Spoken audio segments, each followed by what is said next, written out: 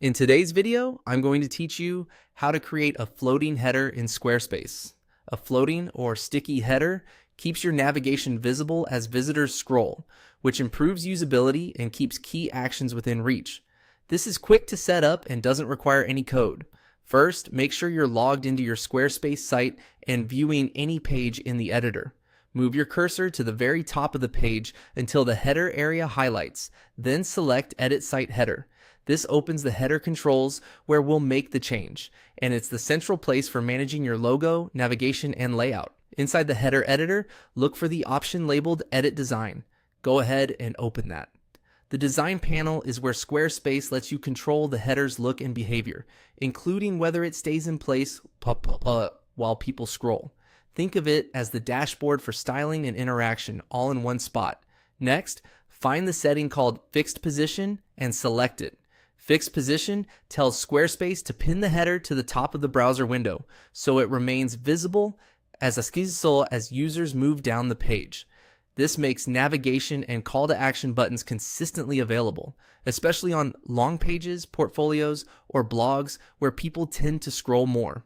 When you're happy with that selection, click Save. Saving commits the change to your site so the setting persists beyond the editor.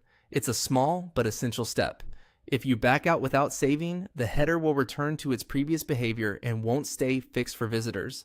Now click Exit to close the header editor and return to your site preview.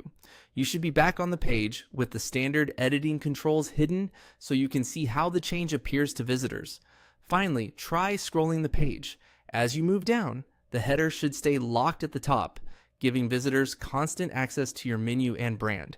If your header seems to cover content, consider reducing the header's height or adding a solid background in your header design settings for better contrast.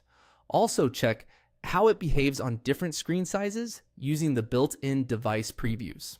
Mobile headers often condense into a menu icon, and keeping the header fixed there can still be helpful as long as it doesn't take up too much vertical space. And that's it. You clicked Edit Site Header, opened Edit Design, turned on Fixed Position, saved your change, exited the editor, and confirmed it by scrolling. With a floating header in place, navigation stays within reach, and your site feels more polished and user-friendly.